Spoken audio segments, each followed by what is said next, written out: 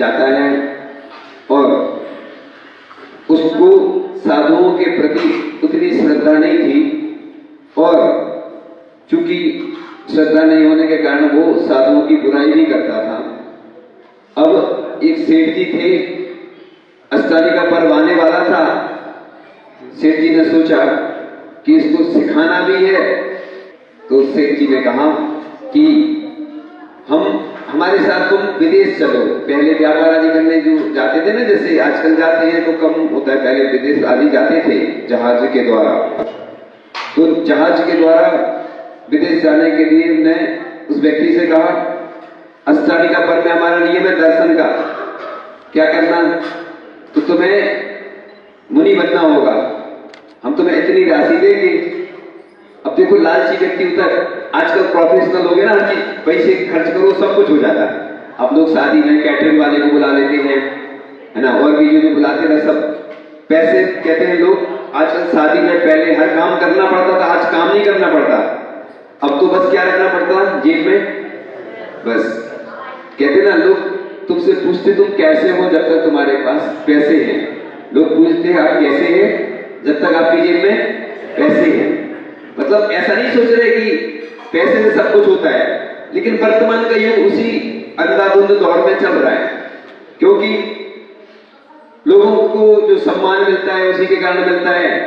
कोई दान देता है तो बुलाया जाता है माइक पे, वो दान भी जब देता है जब कई बार नाम ले लिया जाता है, भीड़ में दान देता है व्यक्ति। हमने बहुत सारे कार्यक्रम कराए, पंचकर्मा कराए, ध्यान कराए, है ना, इंदौर में, भोपाल में और राजस्थान में भी। तो अनुभव तो यही हुआ कि दान कब देता है व्यक्ति, जब कोई देख रहा हो। यानी गुप्त दान देने में भी तो पुण्य लगता है, नहीं लगता क्या? लगता है, लेकिन दान दिखा के ही देना चाहिए। इससे क्या फायदा होता है? क्या, जैसे कोई विधान आदि होता है तो कई लोग ऐसे रख के लाते हैं, सबके सामने देते हैं, लोगों को प्रेरणा मिलती है उससे। अब लोग के गुप्त दान में ज्यादा पुण्य, तो वास्तव तो वही है वास्तविकता। लेकिन आचार्य ऋषि ने प्रेरणा दी तो पिछी परिवर्तन, कलश स्थापना आदि आदि दीक्षा, है ना, भीड़ में होने लगी। तो देखा देखी एक वो पैटर्न बन गया, इसमें कोई बाधा नहीं। बुरे काम आदमी छिपकर करता है, लेकिन सुनो बच्चों को ओम बोलना नहीं, कुछ बात अच्छी चल रही है ना, सुनना है। अभी स्टोरी आने वाली है, बहुत अच्छी चल रही है ना स्टोरी, चलो। तो इसलिए अष्टानी का महापर्व में देव लोग भी जाते हैं, पूजन आदि करते हैं, अभिषेक करते हैं। सुनो उसको थोड़ा सा पीछे पीछे कर दो बच्चे को। हाँ, तो देव भी जाते हैं अष्टानिका में, पूरे देश भर में, विदेश में भी विधान चल रहे हैं। ये व्यक्ति सिंगापुर में रहते हैं, प्रतिमाओं का पालन करते सिंगापुर में, 12 से जन इकट्ठा कर लेते, उधर भी वो विधान चल रहा है अष्टानिका में। ऐसा नहीं सोचना कि सिर्फ भारत में चलता है, पूरे देश में लोग व्रत उपवास करते हैं अष्टानिका में। और ये महापर्व है, ऐसा शास्त्रों में लिखा है कि करोड़ गुना पुण्य मिलता है इसमें दान करने से, व्रत उपवास करने से। अष्टानिका पर्व में लोगों ने अष्टानिका पर्व का महत्व उतना नहीं समझा। हम डरने में चले आ रहे हैं क्योंकि हमें बहुत मिल रहा है। कई ऐसे नगर हैं जहां भी रास्ते में गए, एक नगर ऐसा भी मिला, तो उस गांव में कभी कोई दिनों पर साधु ही नहीं आए, और जैनेतरों ने ऐसी अगवानी करी, ऐसा उत्साह दिखाया कि मंदिर बनना था, एक घर था सिर्फ जैन समाज का, लेकिन सब लोगों ने मिलकर दान दिया। मतलब जैनों ने नहीं दिया, जैनों ने दिया, मतलब ऐसा नहीं कर नहीं दिया, जैनों ने तो दिया, किसने? सबने। ये कहलाती है श्रद्धा आस्था। अपन लोग बस सुबह सुबह से अभिषेक कर लेते हैं, पूजन कर लेते हैं, वो समझ लेते हैं हम बहुत बड़े धर्मात्मा हैं, क्योंकि हम लोगों ने जैन धर्म में जन्म लिया है। लेकिन कई ऐसे भी व्यक्ति होते हैं जो जैन नहीं होकर भी बड़े बड़े ऐसे कार्य करते हैं जो प्रसिद्धि को प्राप्त हो जाते हैं, आचार्य ऋषि के मुख से भी उनका उच्चारण हो जाता है। तो वो साधु जो बात चल रही थी सेठ जी की, अष्टानी का पर्व था, तो उन्होंने कहा मेरा नियम है कि मैं बिना मतलब दर्शन के भोजन नहीं करता हूं मैं, अब तुम्हें मुनि बनना होगा। और इतनी राशि मैं दूंगा, उन्हें निश्चित कर ली। तुम लोग भी कहते ना सौदा करते ना जमीन का, हर चीज में सौदा चलता है आजकल। पहले सौदा होता है व्यापार में, एडवांस देते उसको क्या बोलते हैं, ब्याना। तो इस प्रकार से सौदा पक्का हो गया। दुनिया में सबसे कठिन धर्म है दिगंबर मुनि बनना, क्योंकि तलवार की धार में चलना है और दिगंबर मुनि बनना सबसे कठिन है, तो अभ्यास भी करना पड़ता है। उसने पहले दिन क्या किया, सबसे पहले शुरुआत कैसे होती, केस लॉन्च से। कहते इंटरव्यू है केस लॉन्च दीक्षा का, क्योंकि इससे तुम्हारी क्षमता समता सबकी परीक्षा हो जाती है कि केस लॉन्च करोगे। उड़ीसा आदि भी गए, शायद कलकत्ता, जो कलकत्ता उसमें आता ना, बंगाल प्रदेशों में विहार किया, उन्होंने साधना की, तपस्या की, लेकिन अंतिम समय ऐसे प्रदेश में पहुंचे जहां पर जैन समाज कम है, लेकिन उन्होंने डोंगरगढ़ में श्वास ली। और प्रधानमंत्री भी देखो अंतिम दर्शन करने आचार्य श्री के चंद्रगिरी ही पहुंच गए, जिसका पुण्य होता है, जैसा योग होता है, तो दर्शन हो जाते हैं। और एक देश का जो राजा है, ऐसे जब दुनिया के सर्वश्रेष्ठ संत का जब समाधि वरण होता है, तो राजा की आंखों में भी आंसू आ जाते हैं। ऐसे प्रसंग घटित होते हैं। 369 लगभग जो अखबारों में एक लेख आया, पहला लेख होगा ऐसा, उसमें उल्लेख किया, श्रद्धांजलि दी गई आचार्य श्री विद्यासागर जी महाराज के लिए। देश के प्रधानमंत्री ने, शायद गिनीज वर्ल्ड रिकॉर्ड होगा, मैं इसलिए बोलता हूं, ऐसी बातें बताता हूं कि इसके पहले मैंने आज तक ना सुना, ना देखा, ना पढ़ा। हो सकता है इसमें परिवर्तन भी हो सकता है, किसी इसके पहले हुआ हो, लेकिन मुझे तो नहीं मालूम ऐसी। मैं अपने शब्दों में जो भी बोलता हूं कि देखो, जब विद्याधर के रूप में आचार्य श्री विद्यासागर जी महाराज जब उस समय नहीं थे, घर से आए थे जब विद्याधर के रूप में, उनके पास कुछ नहीं था। देखो 150 रुपए किससे लिए थे, मारुति से लिए थे। मारुति कौन था, उनका दोस्त था, मित्र था, मतलब उससे लेके आए थे, यानी कुछ नहीं था। और साधना तपस्या संयम का प्रभाव कि पूरे देश में आचार्य श्री के सानिध्य में प्रेरणा से, मार्गदर्शन से लगभग 15,000 करोड़ से ज्यादा की संपत्ति इकट्ठी होती चली गई। मतलब विरासत छोड़ के चले गए, उससे ज्यादा भी हो सकती, क्योंकि इसका कोई अनुमान नहीं रहता है, ये तो अमूल्य है, अनमोल है। लेकिन मैं बता रहा हूं कि संयम तपस्या साधना का प्रभाव ऐसा पड़ता है कि आचार्य भगवान हमारे बीच में नहीं है, लेकिन उन्होंने जो पाषाण का मंदिर बनाया, ऐसा लिखा है कि जो दान देता है उसकी यश कीर्ति पूरी दुनिया में फैलती है, और दान भगवान बनाता है। ऐसा लिखा, तीर्थंकर प्रकृति के बदले में निमित्त बनता है दान। दान से शत्रुता का नाश होता है, यानी दान देने वाले व्यक्ति की जो शत्रुता होती है वह नष्ट हो जाती है, मित्र बन जाते, सभी लोग प्रशंसा करते हैं। और दान से दुर्गति का नाश होता है। दान महान बनाता है, भगवान बनाता है, और दान के माध्यम से व्यक्ति ऊंचाइयों पर पहुंचता है, पूरी दुनिया में उसकी यश कीर्ति फैलती है। इसलिए जिन्होंने भी जो दान दिया है, वो अगर दान देते रहते हैं तो उससे क्या होता है कि वो मंदिर जो ऊंचाइयों पर पहुंचता है। ऐसा लिखा है, जो शिल्पी रहता है, जब मंदिर बनता है तो जैसे जैसे मंदिर ऊपर उठता है तो वो शिल्पी भी ऊपर उठता है, ऐसा लिखा है शास्त्रों में। और लोगों ने बताया कि जो आचार्य श्री का एक बार हमें कलश लेना था चातुर्मास का, तो हमने सोचा कि कलश तो लेना है, लेकिन हमारे पास कुछ है ही नहीं, क्या करें। चलो ऐसा करें, एक जमीन बेच देंगे अपन, जमीन या प्रॉपर्टी कुछ थी, वो प्रॉपर्टी जमीन कुछ भी हो सकती, प्रॉपर्टी में सब आ जाता है। प्रॉपर्टी बेच देंगे, तो उसने कलश लेने की भावना करी और कलश ले भी लिया। और कलश का चमत्कार उससे हुआ आचार्य श्री के कि वो धीरे धीरे क्या हुआ, वो राशि उसके पास जाने कहां से आ गई, ऐसा चमत्कार हुआ, और राशि भी चुक गई, और जमीन भी, जो भूमि थी या जो भी प्रॉपर्टी थी, वो भी उसको बेचना नहीं पड़ी। अपने प्रवचन में कई बार बताया महादानी की कहानी। इसमें हमने कई लोगों के ऐसे देश भर के जो दानी हैं, वो प्रमुख व्यक्ति जो हमारी जानकारी में थे, हमने उनके बारे में बताया था। आगे हम बताएंगे उनका, अभी सीमित समय और सीमित बात ही बताएंगे, शॉर्ट एंड स्वीट्स। हम आज सिर्फ इंट्रोडक्शन बताया है, क्योंकि हाईलाइट्स का जमाना है ना, थोड़ा सा शॉर्ट में बता देते हैं हम, हाईलाइट्स शॉर्ट्स, ठीक है ना। तो बस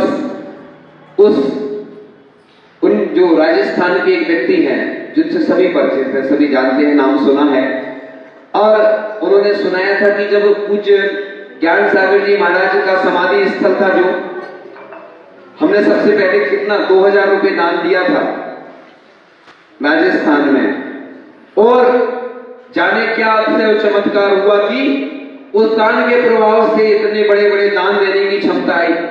और मैं हमेशा कहता हूं कि कुंडलपुर के बड़े बाबा आचार्य श्री के बहुत इष्ट थे।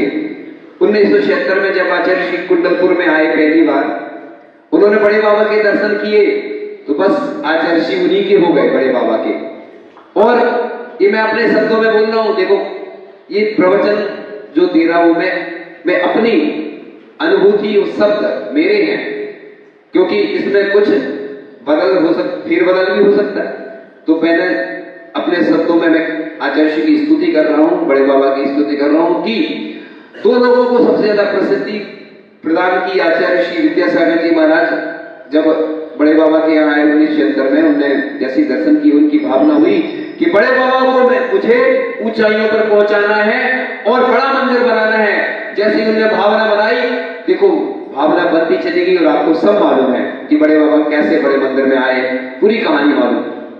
और एक जिनकी हम सुना रहे ना, किशनगढ़ वाले व्यक्ति, उनने भी कुछ दान दिया था बड़े बाबा के यहाँ, तो बड़े बाबा ने उनको भी ऊंचाइयों पर पहुंचा दिया। यानी जो भी दान देता है, आज तक हमने तो इतने सारे शास्त्र पढ़े, कहीं ऐसा नहीं लिखा कि दान देने से कोई गरीब हुआ हो, कहीं आपको मिले तो बता देना या ऐसा कुछ हुआ हो। मैंने तो देखा है जितने भी दान दिया, क्योंकि दान देने के बाद निर्माण का दोष भी लगता है अपन को, इसलिए मैं तो हमेशा कहता हूँ पूरे देश के लिए संदेश देता हूँ, मेरे प्रवचन सब सुनते रहते हैं, और मैं हमेशा कहता हूँ कि भैया दान देने के बाद पहले बता देना इतने देर में दूंगा, तो तुम्हें कोई दोष नहीं लगेगा, नहीं तो निर्माण लगा, क्योंकि 60,000 वर्ष तक मनुष्य के मन में कीड़ा बनता है। व्यक्ति दान देने के बाद निर्माण का दोष लगता है, और ऐसी ऐसी बीमारी होती है, इसकी हम पार्ट में बताएंगे अलग। अभी तो फर्स्ट पार्ट में सिर्फ इंट्रोडक्शन है, इसलिए मैं हमेशा कहता हूं कि दान देते रहना चाहिए, और दान देने में कभी कमजोरी नहीं करना, कंजूसी नहीं करना, और बदलना नहीं, है ना। लोगों से पहले से स्वीकृति पत्र भरवा लेना चाहिए, जिसमें कोई बदले नहीं, क्योंकि मंदिर तो निर्माण हो रहा है और पूरा होगा, लेकिन आपकी भावनाएं तन मन धन से जुड़ी रहना चाहिए। जिस प्रकार से लोग भजन गाते ना, छोटा सा मंदिर बनाएंगे, वीर गुण गाएंगे, हमने सुधार कर दिया भजन में। किसी के भजन में छेड़छाड़ी नहीं करना चाहिए, ना सुधार करना चाहिए, लेकिन हमने इसलिए कर दिया, ये हमारी भावना है। उसी भजन में परिवर्तन करके हमने भावनाएं अपनी कि सुंदर सा मंदिर बनाएंगे, प्रभु गुण गाएंगे। वो मंदिर जब बन जाएगा, ऊंचाइयों पे पहुंचेगा, फिर जिस प्रकार से मंदिर में भगवान जब विराजमान होंगे, तो अपन कौन सा भजन गाएंगे? मेरे मंदिर के भाग जब खुल जाएंगे, प्रभु आएंगे, है ना। मंदिर के भाग तब खुलेंगे। मंदिर पूज्य नहीं होता है, मंदिर कब पूज्य होता है? जब उसमें प्रतिमाएं विराजमान हो जाती है, कलशारोहण ध्वजारोहण हो जाता है, प्रतिमाएं देवी की प्रतिष्ठा हो जाती है। पंच कल्याण के माध्यम से जब प्रतिष्ठा हो जाती है, तो भगवान पाषाण से परमात्मा बन जाते हैं। तो पाषाण का जिनालय अपना रूप ले चुका है, लेकिन जिनालय में जो दान देता है, ऐसा लिखा है कि छोटे से बेलपत्र के बराबर, छोटी सी कुंदरू के बराबर, धनिया के बराबर जो छोटी सी प्रतिमा विराजमान करता है, छोटा सा मंदिर बनाता है, उसकी महिमा का वर्णन करने के लिए कोई समर्थ नहीं है। इसलिए मंदिर में चाहे कोई छोटा दान दे, चाहे कोई बड़ा दान दे, दानी तो दानी होता है। उसकी दानी की कहानी, महादानी की कहानी पुराण ग्रंथों में भी आ जाती है।